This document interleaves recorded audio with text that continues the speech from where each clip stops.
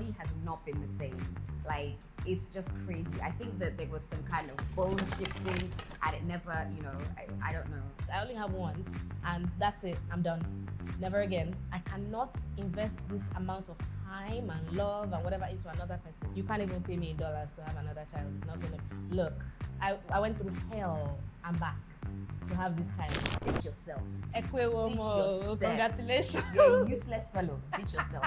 I hope they beat your ass. Ha. I don't like that term, superwoman. I'm not superwoman. Help me, please. Help. No, it's true. Just babe, motherfucker. Look, this is the situation. I love you and all, but this is pure fuckery. Don't do it. About somebody asking, they wanted to hire like a presenter for something, and they said they wanted someone young and foolish looking. Hi, my name is Gbemi. I'm a media personality, fashion entrepreneur, and filmmaker. Yeah, that's what I do.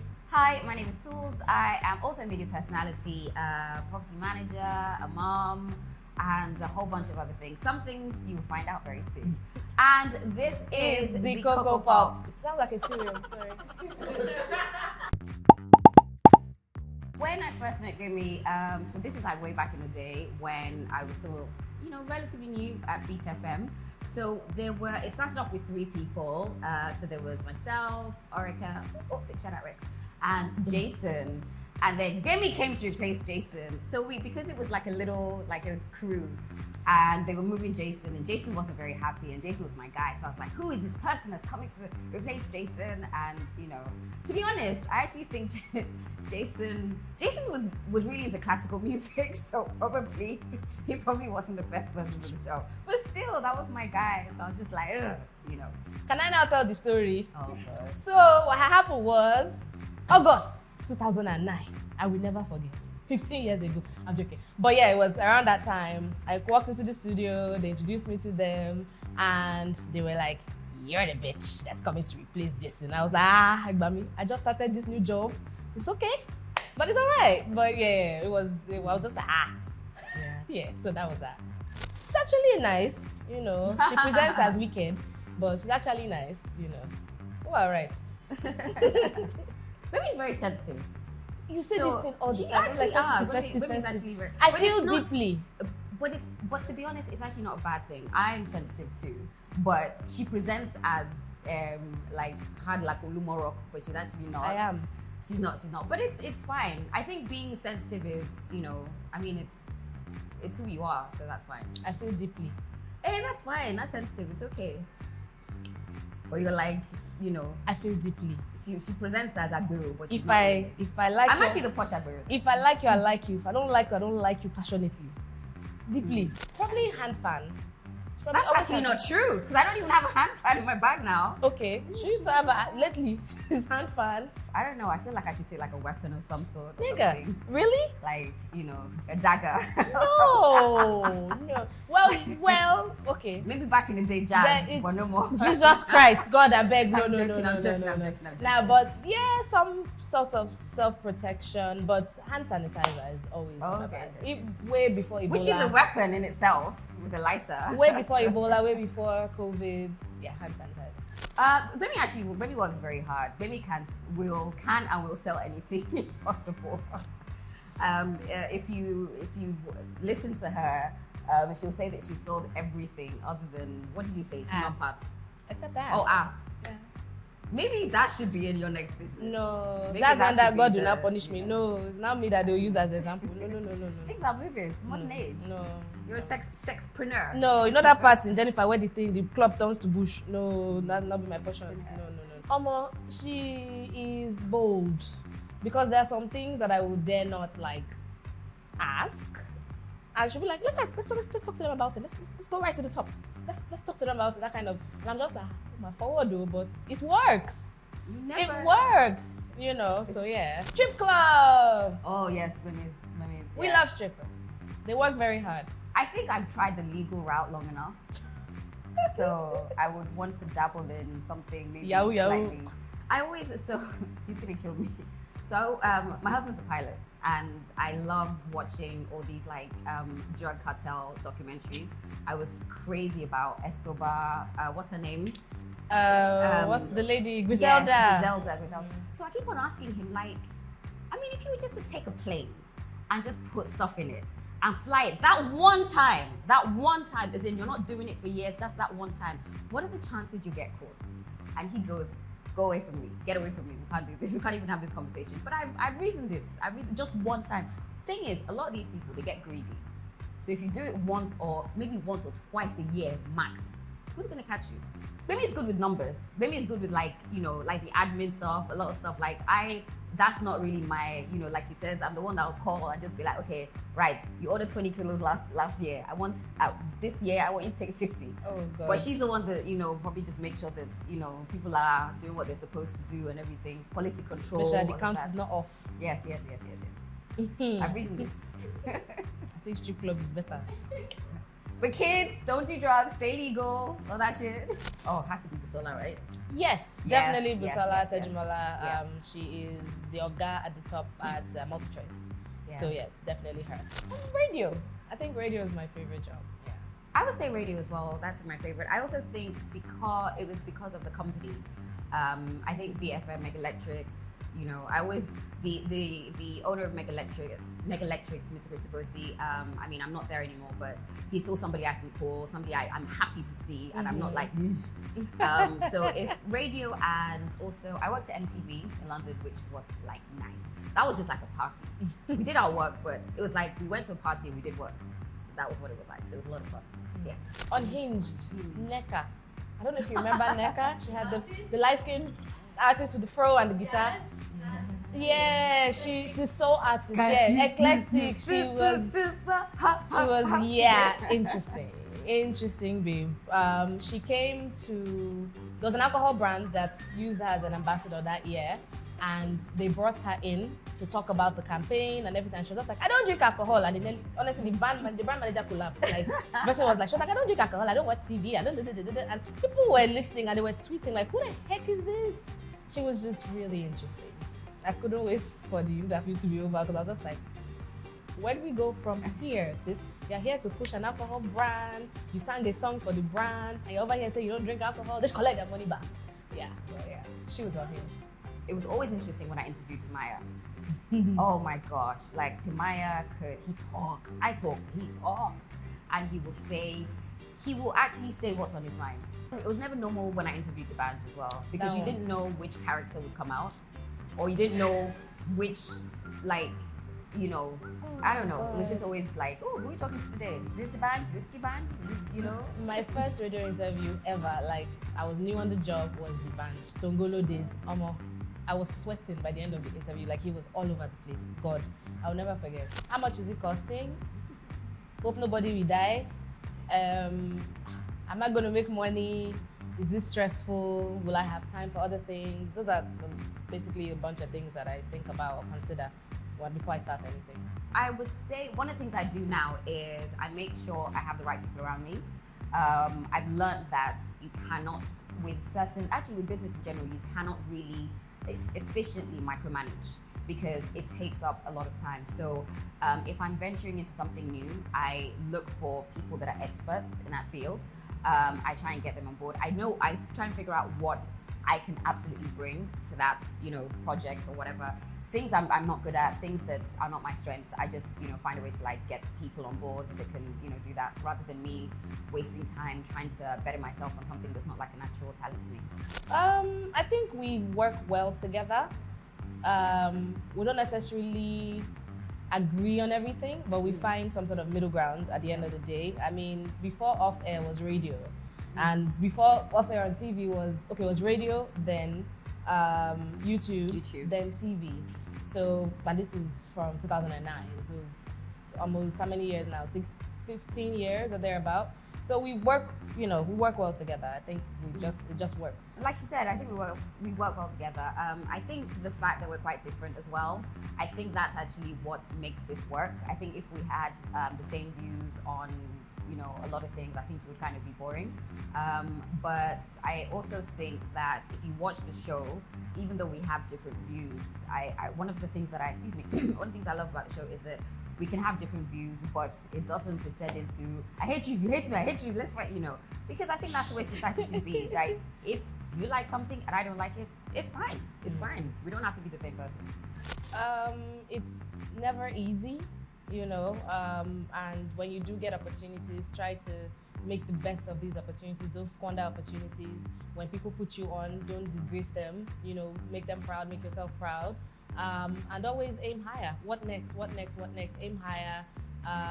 Find some time for yourself as well. I mean, a lot of times as women, we try to be super. I don't like that term, superwoman. You know, I'm not superwoman.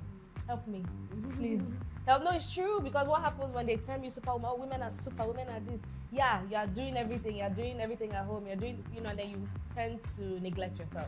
So always find time for your own self as well. Yeah. Focus on the bag. Focus on the bag.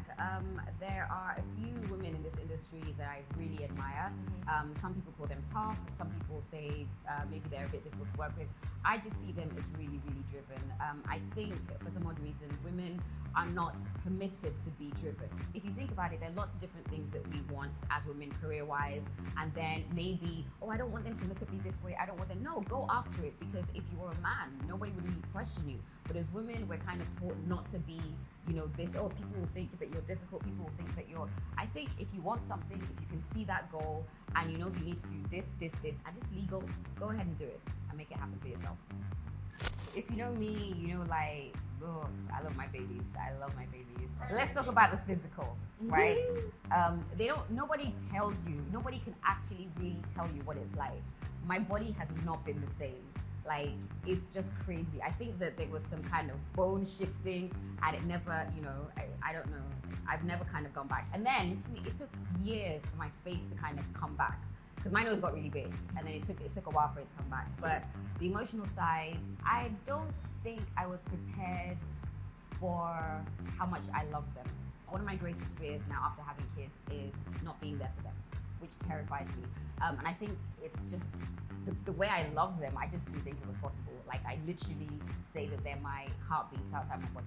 The physical, first of all, I just want to say that you're going to be tired. Yes. Forever and ever and ever and ever. You will never sleep again. I can't remember the last time. You know how people sleep and they sleep through their alarm?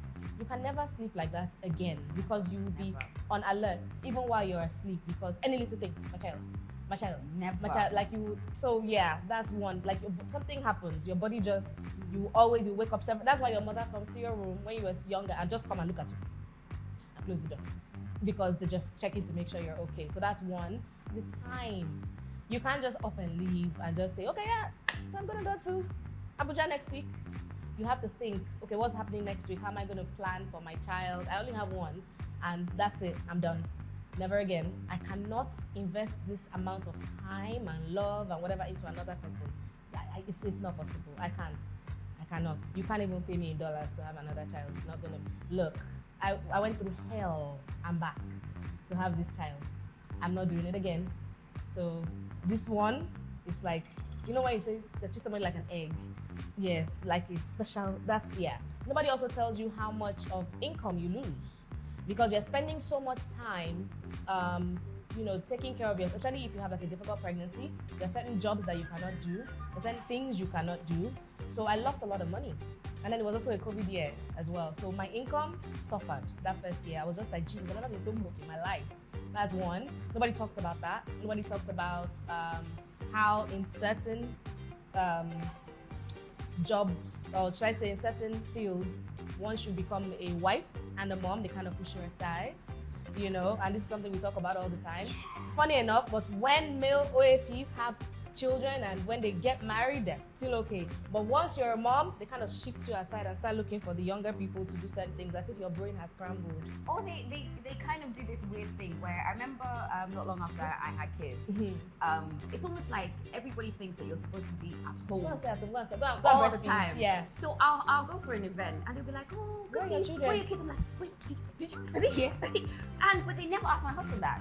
And I'm like, yeah. I mean, they're not just my kids. Nobody asks Ebuka, where are your children? Nobody looks at Ebuka as old. Let's just say it as it is. Come on, let's be real. Nobody looks at Wild Child as old or IK. Do you understand? But once you give birth, once you get married as a woman, they don't even invite you to some events again. Somebody said to me, invite you. I didn't invite you because you know you have kids. I was like, that's why your event will fail.